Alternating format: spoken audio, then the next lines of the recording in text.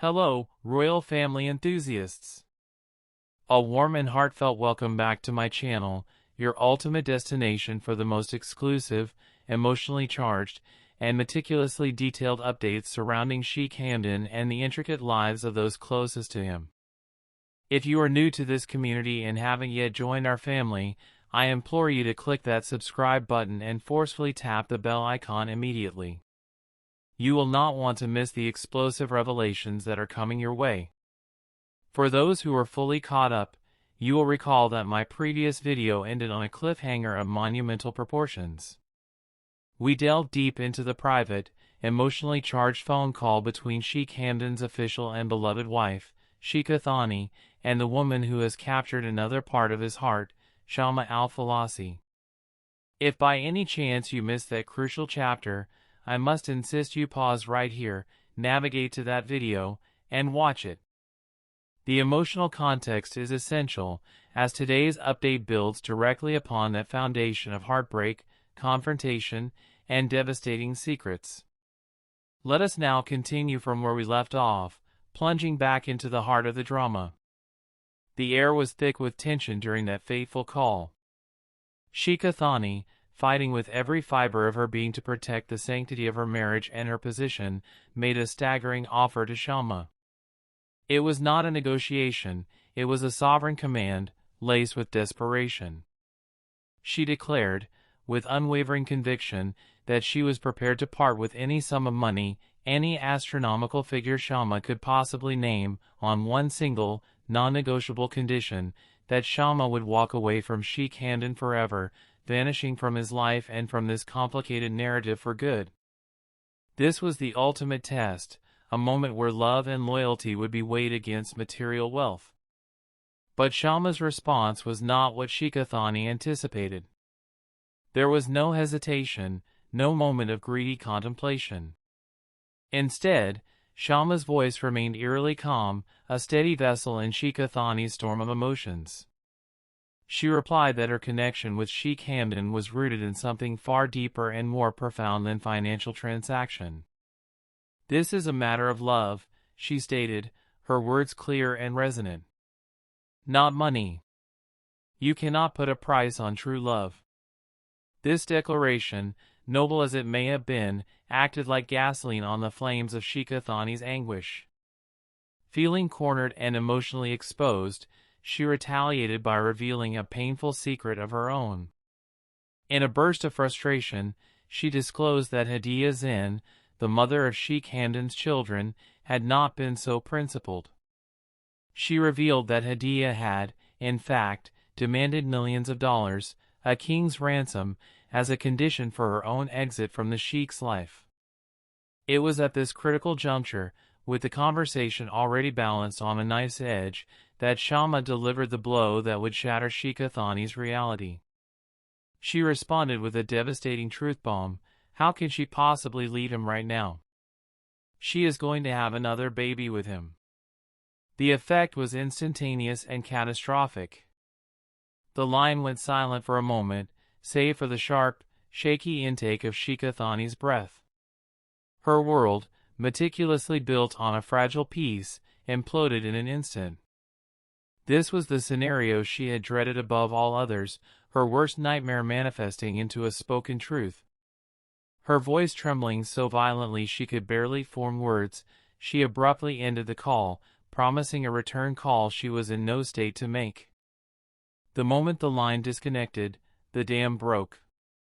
Sobbing uncontrollably, she collapsed under the weight of the revelation, her spirit crushed by the prospect of her husband building a new family with another woman, yet again. Seeking solace and guidance, she reached out to her most trusted confidant, her best friend.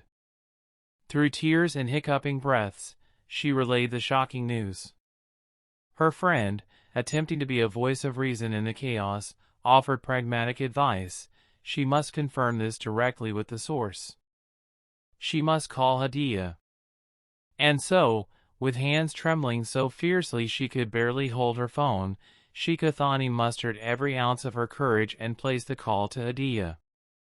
The confrontation was direct, laced with panic and pain. But Hadiya's response was a masterclass in cold, calculated deception. With an air of nonchalant cruelty, she denied everything. "I am not pregnant," she stated flatly.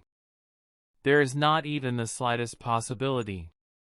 What Sheikh Thani, in her vulnerable state, could not possibly have known was that this was a deliberate, malicious lie. Hadiya was reveling in her suffering. She enjoyed the spectacle of Thani's heartbreak and had no intention of giving her the courtesy of preparation. The reality was far more planned and clinical than a natural pregnancy. Hadiya had already engaged a surrogate mother. The medical and legal wheels were already in motion, a process that Sheikh Hamdan, in a moment of confidence, had already disclosed to Shamma. This web of lies spun by Hadiya had a poisonously successful effect. Convinced that Shamma had fabricated the entire story to sow discord and shatter her faith in Sheikh Hamdan, Sheikh Thani's sorrow curdled into pure, unadulterated rage. She immediately called Shamma back, and this time, there was no calm discussion. The call was a torrent of screams, accusations, and hurtful words. She accused Shamma of being a poisonous influence, a manipulative force intent on destroying her marriage and her life. On the other end, Shamma endured the tirade in pained silence. She knew that the truth was on her side, but she also understood that in that explosive moment, any attempt at explanation would be futile, falling on deaf ears blinded by tears and rage. The call ended abruptly, leaving a chasm of misunderstanding wider and deeper than ever before. Blinded by her need for a solution, no matter the cost, Sheikh Thani made another fateful decision later that day. She contacted Hadiya once more, and in a voice trained of all emotion, she promised that the colossal $100 million she had demanded would be prepared and transferred within a week. Hadiya's reply was a study in icy indifference, a single, dismissive word, "Fine." As night fell, the weight of the day's events became too heavy for Shamma to bear alone. She connected with Sheikh Hamdan and recounted the entire, painful saga, the confrontation, the denial, the screaming match, and the financial deal that was now in motion. Sheikh Hamdan was placed in an impossible position. He knew, with unwavering certainty, that the responsibility fell upon him to finally look Sheikh Thani in the eye and reveal the unvarnished truth. However, the emotional fortitude required for such a conversation was immense, and his time was not his own.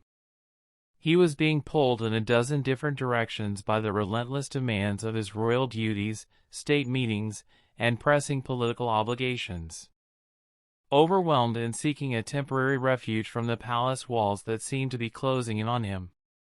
If you enjoyed this video, please show your support by giving it a thumbs up, and share your feelings and theories down in the comments section below. And of course, don't forget to subscribe to stay connected with all our royal family stories.